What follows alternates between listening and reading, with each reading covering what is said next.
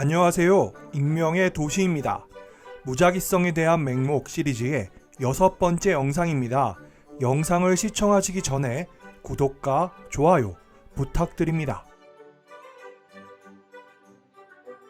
이 영상 시리즈에서 계속 강조하고 있는 것 중에 하나가 극단의 영역입니다. 극단의 영역에서는 검은 백조의 출현으로 인해 엄청난 피해를 볼 수 있지만 반면 인생 역전을 하게 될 수도 있습니다. 특히 지적, 과학적, 예술적 활동은 성공의 기회가 극소수에게만 쏠리며 이 극소수의 승리자가 대부분의 성과를 독식하게 됩니다. 그러나 이러한 직업은 보상은 막대하지만 대부분의 경우 아무것도 손에 넣지 못하는 직업입니다. 따라서 이러한 직업에 종사하는 대부분의 경우 대체로 소명의식이 없으면 일하기 어려운 일입니다. 예를 들어 새로운 과학적 사실을 발견하기 위해 연구실에서 아직 남들이 알아주지 않는 연구를 묵묵히 수행하는 연구원들이나 자신의 수입도 넉넉지 않지만 사람들로 하여금 세상을 달리 바라볼 수 있게 하는 책을 쓰거나 작곡을 하는 경우가 그렇습니다. 이번에는 여러분들이 선사시대에 거주하는 사람이라고 가정해 보겠습니다. 여러분들은 갑자기 허기를 느낍니다. 그렇다면 미리 저장해 놓은 식량을 소비하거나 사냥 혹은 채집 활동을 통해 식량을 구합니다. 혹시 이보다 문명화된 시대에 살고 있다면 예를 들어 농사를 짓거나 가축을 길러서 생활할 수 있습니다. 이 경우 우리는 더 많이 일할수록 더 많은 결과가 눈에 보이게 나타나기 때문에 우리는 그 결과를 바라보면서 끊임없이 격려를 얻습니다. 이는 앞서 언급한 사람들, 오늘날 지적, 과학적, 예술적 활동에 종사하는 사람들과는 다른 환경에 놓여 있습니다. 다시 선사시대로 돌아가 보면 선사시대의 환경에서 가치 있는 것은 감각할 수 있는 것입니다. 이러한 점은 우리의 지식에도 적용됩니다. 우리가 세상에 관한 정보를 수집할 때 우리를 인도하는 것은 본능입니다. 그렇기 때문에 우리는 저절로 감각할 수 있는 것에 주의가 쏠리는 것입니다. 다시 말하면 실제로 중요하고 가치 있는 것보다 감각 가능한 것이 우리의 관심을 차지해 버리는 것입니다. 문제는 오늘날과 같이 감각되지 않는 것이 더 중요한 가치를 갖는 세계에서는 이러한 안내 시스템이 문제를 발생시킨다는 것입니다.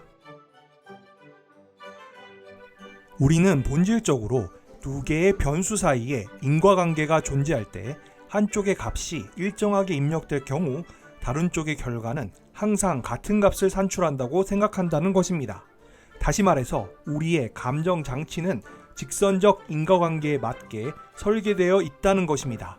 따라서 부모들은 어린 자녀들에게 열심히 공부하라고 말합니다.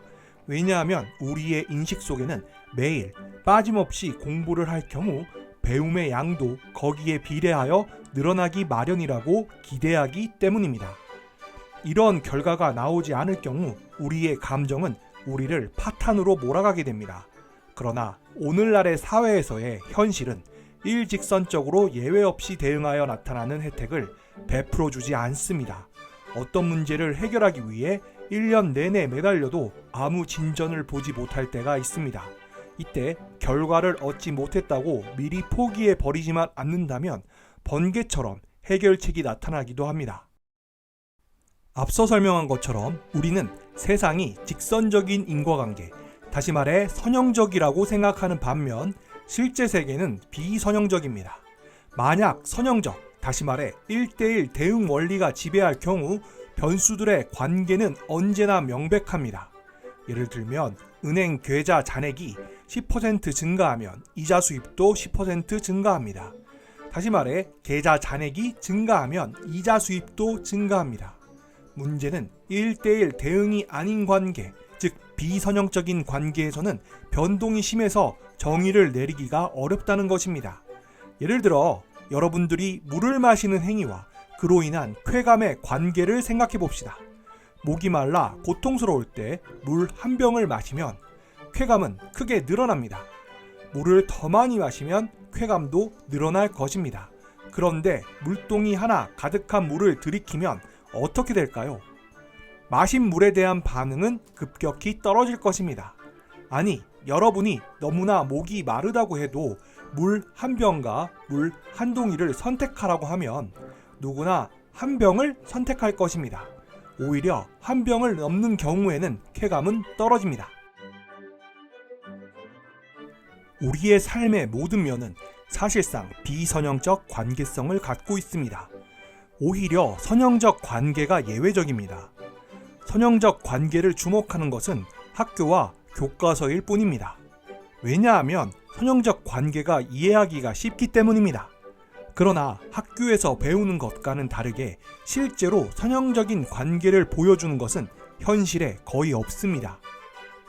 제가 12, 13년 전에 한동안 수영을 배웠던 적이 있습니다. 당시 어느 정도 물에는 뜰 줄 알았기 때문에 배우는 데에 크게 어렵지는 않았습니다. 매일 아침 1시간씩 수영을 배웠는데 자유형을 배울 때는 그렇게 어렵지 않다가 개인적으로는 배영이 어려워서 애를 먹었는데 어떤 날은 잘 되다가 어떤 날은 마음먹은 대로 잘 안 되었습니다. 그리고 나서 평형을 배우고 마지막에 접영을 배우는 단계까지 갔었는데 특히 접영은 연습한 만큼 원하는 결과가 안 나왔습니다. 어떤 날은 정말 잘 되다가 또 어떤 날은 제대로 안 되기도 했습니다. 그런데 제가 수영을 배웠던 기간 내내 몸이 아프거나 아침에 바쁜 스케줄이 있던 경우를 제외하고는 하루도 빼지 않고 연습했는데 이러한 결과를 얻었습니다. 다시 말해 연습을 꾸준히 한다고 해서 실력이 꾸준히 증가하지 않습니다. 세상의 모든 일이 이렇듯 선형적 관계를 보여주지 않습니다. 우리는 감각할 수 있는 것, 손에 잡힐 듯 생생한 것을 선호합니다. 우리가 받드는 영웅도 이런 식으로 만들어집니다. 손에 잡히지 않는 업적을 내놓는 영웅, 혹은 결과보다 과정에 주력하는 영웅은 우리 인간의 뇌리에 자리 잡지 못합니다. 이에 대해서는 스포츠 경기를 통해 이야기할 수 있습니다. 저는 야구를 좋아하는데 야구 경기에서는 이러한 면이 매우 부각됩니다. 오늘은 한국 시리즈 마지막 7차전입니다. 양 팀은 치열한 접전 끝에 7차전까지 왔습니다. 한국 시리즈 7차전까지 왔기 때문에 양 팀의 투수진은 상대적으로 약해진 상태입니다. 경기는 초반부터 치열했습니다. 계속 리드가 바뀌는 타격전 끝에 A팀이 B팀을 상대로 8대7로 승리하면서 한국 시리즈에서 우승을 차지합니다. 이 7차전에서 마지막 8대7로 승리하게 되는 결승 타점을 친 5번 타자 C 선수가 MVP를 받았습니다.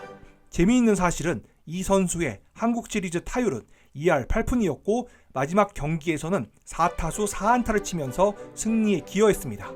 그런데 한국 시리즈 내내 가장 활발한 타격을 보인 선수는 이 팀의 4번 타자 D 선수였는데 한국 시리즈 타율은 5할이었습니다. 단지 마지막 경기에서 4타수 1안타로 부진했다는 점입니다.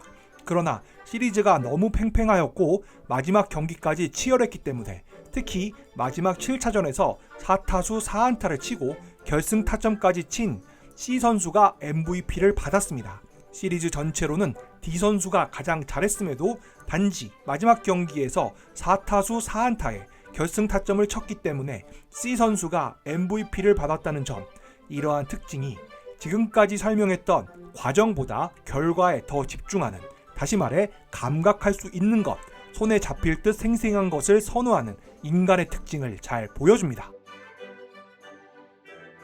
또한 결과보다 과정을 중시한다고 주장하는 사람들도 온전히 진실을 말하는 것은 아닙니다. 그들 역시 인간의 일원일 수밖에 없기 때문입니다.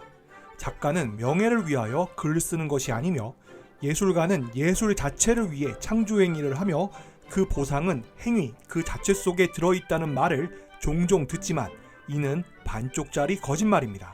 물론 작가와 예술가의 행위가 지속적인 자기만족을 얻는 데 가치를 두고 있음은 사실입니다. 그렇다고 해서 예술가들이 남들의 이목을 어떤 형태로 추구하지 않는다는 것을 의미하지 않으며 이름이 날리게 됨으로써 오히려 불행해진다는 것도 아닙니다. 아마 이는 저도 마찬가지입니다. 저도 유튜브를 시작한 지 그리 오래되지 않았고 아직 전혀 유명해지지 않았지만 저도 저의 채널에 구독자가 늘어서 유명해지는 것을 원하지 않는 것은 아닙니다. 물론 저의 개인 신상을 드러내고 싶지 않아서 익명의 도시라는 채널명을 사용하고 영상에서 저의 모습을 드러내고 있지 않지만 저의 채널을 유명하게 만들고 싶기는 합니다. 그리고 이러한 사람들, 예술가, 학자, 과학자들은 돈을 크게 벌어들이지 못하는 사람들입니다. 그리고 저처럼 유튜브를 하는 사람들도 대부분 돈을 벌지 못합니다. 물론 소수의 대형 유튜버들은 돈을 많이 벌기는 합니다. 사실은 1인 크리에이터의 세계에서 돈을 가장 잘 버는 것은 대형 유튜버가 아니라 사실 유튜브 그 자체입니다. 그리고 과학자들이 새로운 기술을 개발한다고 해도 개발자보다 개발자에 투자한 사람들이 더 많은 수익을 얻고 광범위한 의미에서는 과학계 자체가 가장 큰 수익을 얻게 되는 것입니다. 어찌 보면 과학자들이나 작가 혹은 저와 같은 유튜버들이 받는 보상은 물질적 성공이 아니라 희망일 수도 있습니다. 검은 백조와 관련하여 사람들은 크게 두 가지 유형으로 나눌 수 있습니다. 첫 번째 유형의 사람들은 아무런 조짐도 감지하지 못하고 대사건을 맞는 사람들입니다. 두 번째 유형의 사람들은 세상을 깜짝 놀라게 할 대사건을 믿고 대비하는 사람들입니다. 이 영상 시리즈에서 언급한 평범의 영역에 거주하는 사람들은 극단의 영역에 속하는 사건들을 극도로 위험하지만 그 모습을 감추거나 수면 밑에 있으면서 위험을 늦추기 때문에 설사 발생한다고 해도 전례 없는 일로 간주하게 됩니다. 따라서 극단의 영역에서 실패하는 사람들은 언제나 자신들이 안전한 상태에 있다고 착각하는 것입니다. 단기적으로는 실제보다 덜 위험해 보이는 것, 이것이 극단의 영역에 속하는 일들의 특성입니다. 지금까지 한 이야기와 관련해서 한 가지 떠오르는 문제가 있습니다. 최근에 이슈가 되는 일본 후지산의 화산 폭발 문제입니다. 물론 이는 지진과도 연계된 문제지만 후지산의 화산 폭발 문제와 관련한 이야기는 일종의 검은 백조와 같은 사건입니다. 거의 발생할 일이 없지만 한번 발생하면 측정할 수 없을 정도의 엄청난 영향을 미치는 사건입니다. 아마 대부분의 사람들이 후지산의 화산 폭발을 실제로 목격한 사람은 없기 때문에 가능성을 낮게 보고 있지만 역사적으로는 분명히 분화한 사실이 기록되어 있으며 과학자들은 이에 대해 경고합니다. 그러나 대부분의 사람들은 이러한 사실을 믿지 않습니다. 과연 후지산의 화산은 폭발할까요? 그리고 그렇다면 정말로 검은 백조만큼의 파급 효과를 낳을까요? 오늘의 영상은 여기까지입니다. 지금까지 시청해 주셔서 감사합니다. 이상 익명의 도시였습니다. 여러분의 구독과 좋아요는 영상 제작에 큰 힘이 됩니다.